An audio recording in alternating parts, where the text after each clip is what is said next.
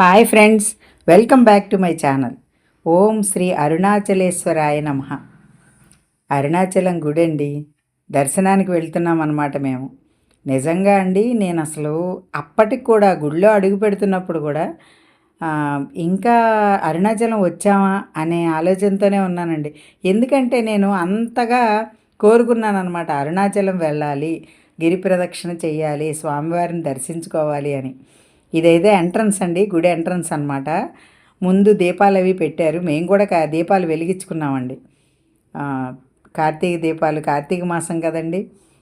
ఎలా అయినా కార్తీక మాసంలో అరుణాచలం వెళ్ళటం అనేది కూడా అదృష్టంగానే భావిస్తున్నాను అనమాట అండి నేను.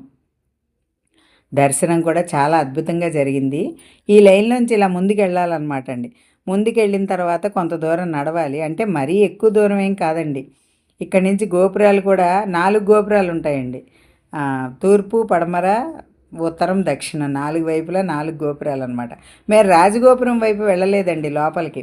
అటువైపు వెళ్తే ఒక దగ్గర నించుంటే 9 గోపురాలు కనిపిస్తాయని అంటారనమాట. అది చూసారా, ఇటువైపు అంతా క్యూ లైన్ అండి, నడిచి వెళ్తున్నారు కదా.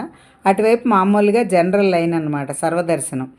ఇటు ఇలా మనం కొంచెం ముందుకెళ్తే మనకి 50 రూపాయల లైన్ వస్తుందండి. అంటే మేము సీనియర్ సిటిజన్స్కి అని చెప్పని వెళ్తే వేరే గోపురంలోంచి పంపించారు. అది ఏంటి అనేది నాకు కూడా తెలియదండి పేరు. అయితే ఇక్కడ దాకా వచ్చిన తర్వాత ఈ బోర్డు మీద నాకు కనిపించిందండి, ఈ గోపురం కింద బోర్డు మీద నాకు కనిపించింది బ్యాటరీ కార్ అని చెప్పని. అయితే ఆ నెంబరు ఉందండి అక్కడ, ఫోన్ నెంబరు. ఆ నెంబర్కి ఫోన్ చేస్తే ఆ బ్యాటరీ కార్ వచ్చి మమ్మల్ని ఎక్కించుకెళ్ళింది. ఎందుకంటే భారతి గారు వాళ్ళ హస్బెండ్ కొంచెం ఏజ్డ్ అండి, 65 అబవ్ అనమాట. అందుకని ఆయన నడవలేనన్నారు. అందుకని బ్యాటరీ కార్కి ఫోన్ చేసామన్నమాట. చేస్తే వాళ్ళు తీసుకొచ్చి దగ్గరగా అనమాట 50 రూపీస్ లైన్కి దగ్గరగా తీసుకొచ్చి అక్కడ ఆపేశారండి. అంటే సీనియర్ సిటిజన్స్ అంటే వేరే కాకుండా ఇది 50 రూపాయల లైన్ అండి. లెఫ్ట్ సైడ్ కనిపిస్తుంది కదా, అటు సైడ్ నుంచి పంపిస్తారనమాట. ఇప్పుడు ఆ లైన్లోకి వెళ్ళాం మేము. వెళ్ళిన తర్వాత కొంత దూరం వెళ్ళండి, సర్వదర్శనం అంత లైన్ అయితే ఉండదు, కానీ పర్వాలేదన్నమాట. అలా వెళ్ళామండి. ఇక్కడి నుంచి కూడా గోపురాలు కనిపిస్తున్నాయి, 3 గోపురాలు కనిపిస్తున్నాయండి. కాకపోతే ఆ సర్కిల్ లాగా ఉంటుందంట, రాజగోపురంలోంచి లోపలికి వెళ్తే అక్కడి నుంచి అయితే ఒకేసారి 9 గోపురాలు కనిపిస్తాయి అని నేను కొన్ని వీడియోస్లో చూశానండి. కాకపోతే అటువైపు వెళ్ళలేదు కాబట్టి నాకు తెలియలేదు. ఇలా అనమాట, ఈ లైన్లోంచి ఇలా లోపలికి వెళ్తే ఒక 2-3 లైన్లు తిరగాలండి. తిరిగిన తర్వాత అప్పుడు లోపలికి దర్శనం అనమాట.